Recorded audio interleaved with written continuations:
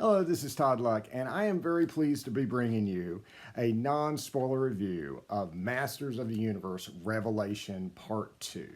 So this is going to be non-spoiler. I'm just going to give you my general thoughts on the series and the characters, and I'm going to do a separate video that will have a spoiler review, and I'll be going into a little more detail there and kind of going down specific things that Masters of the Universe fans like me have been waiting 40 years for, that we finally got in Masters of the Universe Revelation Part 2.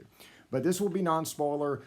As you can probably tell, I am a long-time fan. I have been a fan of this franchise since the very beginning. I grew up with it, but you do not have to be in order to enjoy this series.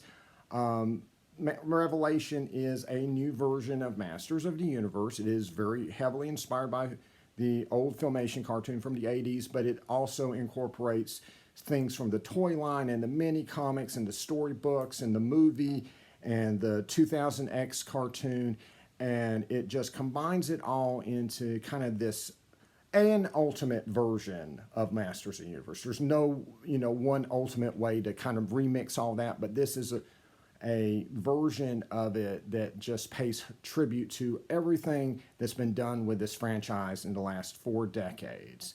And so no matter what your entry point is, whether it was the 2002 cartoon or the mini comics or the toys, or you're a completely new fan, you're just like, you heard about this series, you thought it sounded cool, this is a series for you, because they're going to orient you in that first part to what's going on, to who the characters are, just like any other TV series is. This is great for old fans, new fans, fans in between.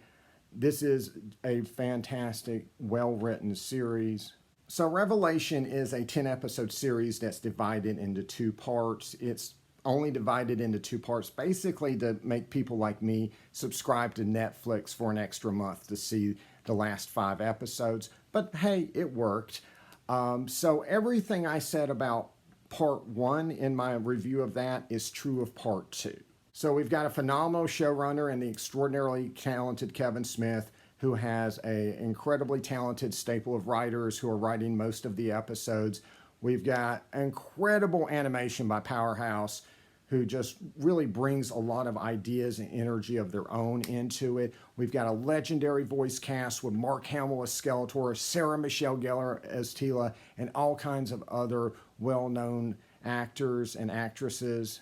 The design work for this is utterly beautiful, incorporating things from the toy line we've never gotten in animation. And the score is just cinematic and epic. It's by Bear McCreary, who's known for his work on The Walking Dead. And it's just amazing. It's available on iTunes, both the music for Part 1 and Part 2. And so obviously that is a legendary collection of talent on this series. And this series is the first one of Masters of the Universe not to be called He-Man and the Masters of the Universe. There is a series called that right now on Netflix, but that is a completely separate series. This is called Masters of the Universe Revelation. And leaving the He-Man off the title does free them up to explore things other than Adam transformed as He-Man, but don't get too excited.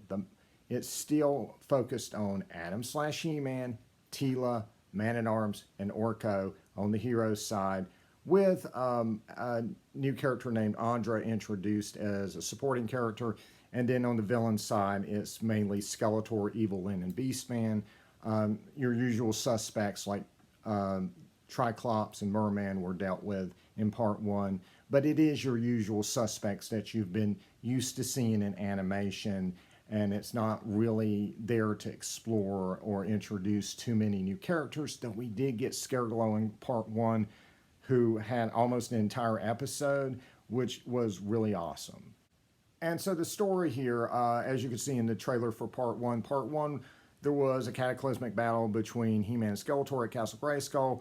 The power sword is split, the power of Grayskull is lost, He-Man and Skeletor go away. We pick up years later, the heroes are traumatized and divided, and so Teela has to gather them up to go on a quest to retrieve the 2 halves of the power sword and rejoin them to bring back the magic, otherwise Eternia and the universe die. And as you can see in the trailer for Part 2 picks up with He-Man and Skeletor back. But Skeletor now has the power of Grayskull and has taken Grayskull and has made Evil Lyn his evil sorceress. And so the heroes have to stop them, and Teela must take her mother's mantle and become the sorceress in order to fight Evil Lyn. And it's a deep, rich, wonderful, emotional, heartfelt, action-packed, badass story that I think anyone can enjoy. But I gotta tell you, as a fan, I turned on the first episode of part 2. And that first 2 minutes, I was already in tears because it was something I had waited 40 years to see on the screen. And I could have turned it off after those first couple minutes, and it would have been the best thing we've ever gotten in the franchise. But I kept going, and it gave me so much more.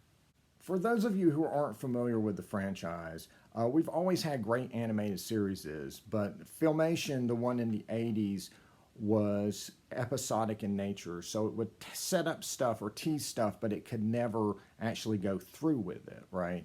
And then we had a fantastic anime series in 2002 that was serialized in nature that did set up a bunch of stuff, but then it got canceled before it could do any of it. So this is our payoff, right? The closest analogy I could give to a non-fan would be, imagine the Star Wars movies. Imagine the original Star Wars trilogy. The first one comes out in 1977, and then you had to wait 20 years for Empire Strikes Back, right? And imagine waiting another 20 years for Return of the Jedi. That's what this is to us. This is us waiting for all those payoffs that we have wanted for 40 years. And it totally, in my opinion, delivered. As far as the main characters in there go, this is the best thing ever done with Evil Lyn, full stop. Beastman totally took me by surprise. I was not expecting this portrayal of him, and I actually now love Beastman, which is just bizarre. Skeletor is fantastic. He has so many different roles in this story, and it was just amazing to see the great Mark Hamill voice all of that. And then there's Prince Adam, who they actually turn into an action hero in here. And this is a part of He-Man that I've never understood. It just feels like you're shoehorning this superhero cliche of a secret identity into a sci-fi barbarian story that it makes no sense in. But I gotta tell you, they 100% sold me on the concept of Prince Adam. Because Filmation portrayed him as Clark Kent. 2002 portrayed him as kind of like Luke Skywalker if Luke had to transform in order to use the Force. This portrayal of Prince Adam, he's Steve Rogers, he's Captain America, and it so works. This is a guy who is noble and he just wants to help people, and the power helps him do that, but he is not the power, right? There are stories where Captain America will lose the super soldier serum and he'll revert back to skinny Steve, and he can still kick butt because he's still a soldier, right? The super soldier serum is a part of him, but it is not what defines him. Same thing here. Prince Adam is He-Man, and it really shows in just the nobility of the character and his ability to stand up and kick ass even without the power was just fantastic. And I just love the fact that they define him not by him calling down the power, but by the fact that he is willing to let the power return. Just spot on, fantastic portrayal of Adam. And Teela finally becoming the sorceress. 40 years, almost 40 years of anticipation. We've seen this tried a few times in the comic, but never in animation. And I gotta tell you, it really, really works, because oftentimes when this happens, we lose her as a character.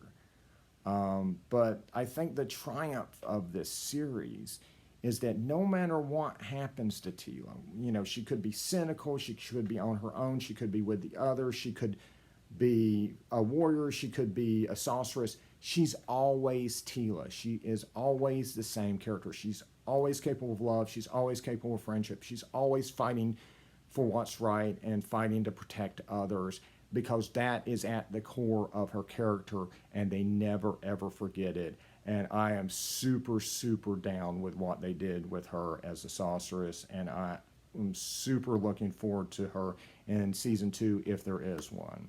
My only gripe with the series is it feels like some of the minor characters were shortchanged and that, there were some missed opportunities there. But, this series just made a decision to focus on those main characters I was telling you about earlier. And they did a great job on all of those characters that they decided to focus on. I'll go into more detail, on that in my spoiler review. And yes, there is a tease for season 2. I kind of guessed what it would be beforehand, so I wasn't surprised, but I was definitely elated. I am definitely hoping for season 2. So yes, I definitely recommend this series. I recommend that you stop obsessing over that half-naked barbarian that has prevented you from getting inside Castle Grayskull all these years, and go spend some quality time with Evil-Lyn and go watch Masters of the Universe Revelation. And guys, feel free to go out there and comment, and give your honest feedback on this series, online. I know last time there was a lot of trolling going on, right, against this series. And, you would have these threads that would start out normal, with a lot of mixed comments, mostly positive, and then suddenly the trolls would find it and it would become this wall of hate. But if that happens, don't worry about it. I still commented after stuff like that happened, and no one harassed me. These guys, trolls, they are there to spew their hate, and then they're leaving. They're not even watching the videos they're commenting on or reading the other comments. They're not going to harass you or anything. So feel free to go out there and let your voice be heard, leave a review, make a comment. But most of all, watch it. That's all Netflix really cares about, how many viewers it has. If we get enough viewers, we get a season 2, and I'm hoping we do. And so that is all my thoughts, or non-spoiler thoughts. I will have another video with spoilers in it within the next day or two. So look out for that. Like and subscribe for more videos. And until next time, good journey.